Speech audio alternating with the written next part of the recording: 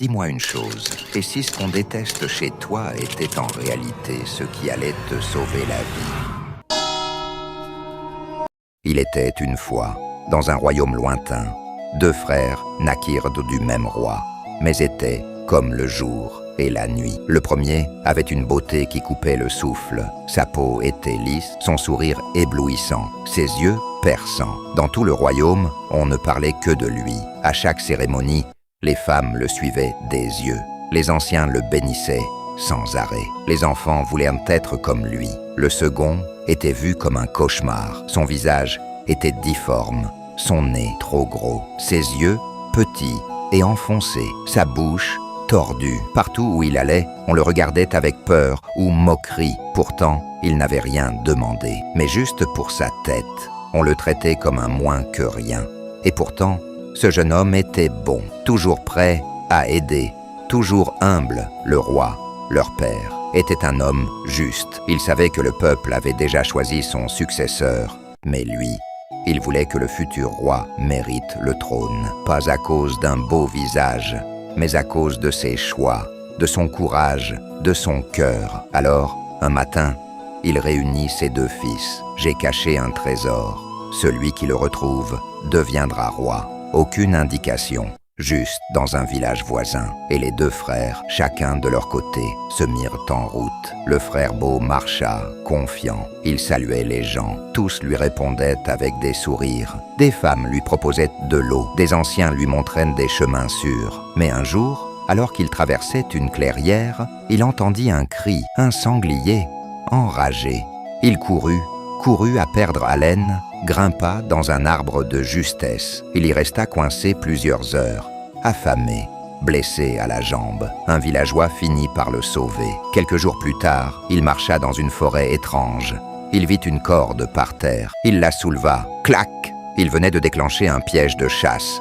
Un filet le coinça. Il hurla jusqu'à ce que des chasseurs le trouvent. « Tu es beau, mais pas malin », dirent-ils en riant. Le frère lui, avançait lentement. Personne ne voulait lui indiquer le chemin. Personne ne lui donnait à manger. Il dormait dehors. Il marchait seul. Mais il observait. Il écoutait. Il apprenait. Il regardait les étoiles pour se repérer. Il suivait les empreintes des animaux pour éviter les dangers.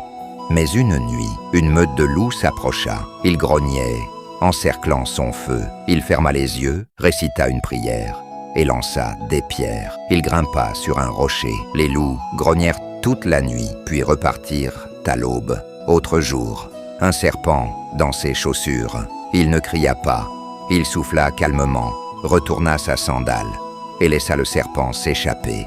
Il évita le danger, pas par force, mais par calme. Les jours passent et un soir, le frère beau arrive dans un village. Il est fatigué, affamé, blessé. Il frappe à une maison. La dame l'ouvre. Elle le regarde et se dit « On dirait un dieu tombé du ciel ». Elle l'accueille, le nourrit, lui donne un lit doux. Mais ce que ce jeune homme ne savait pas, c'est que cette maison était celle d'un couple de cannibales. La dame va trouver son mari. « Chérie, ce soir, on festoie. Il est trop beau. Ça va être délicieux. » La nuit tombe. Le jeune homme dort. Ils entrent, ils l'attaquent, il se débat, mais ils sont deux, armés, et ils le tuent. Ils rient, ils chantent, ils mangent. Une semaine passe, le frère laid, après avoir traversé une rivière infestée de crocodiles, qui la contournait grâce à des troncs flottants, arrive dans le même village. Il frappe à la même porte. La dame l'ouvre, elle le regarde, et elle fronce les sourcils. « Mais c'est quoi ça ? On dirait un sort. » Elle le laisse entrer, mais pas de repas. Rien, elle va voir son mari. Celui-là, on ne le mange pas entier. Le reste, juste la tête. On verra demain. La nuit tombe. Le jeune homme, comme toujours, éteint la lumière pour dormir. Les cannibales entrent discrètement. Ils allument la lumière. Et là, ils hurlent. La laideur du jeune homme les choque tellement qu'ils croient y voir un démon. Ils fuient. Ils se mettent à prier, à jeûner, à pleurer.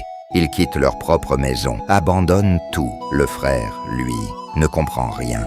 Il se lève, trouve de la nourriture et continue son chemin. Quelques jours plus tard, il découvre le trésor, bien caché, au fond d'un puits abandonné.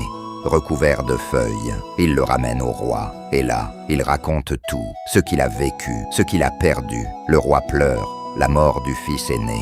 Mais il honore la bravoure du second.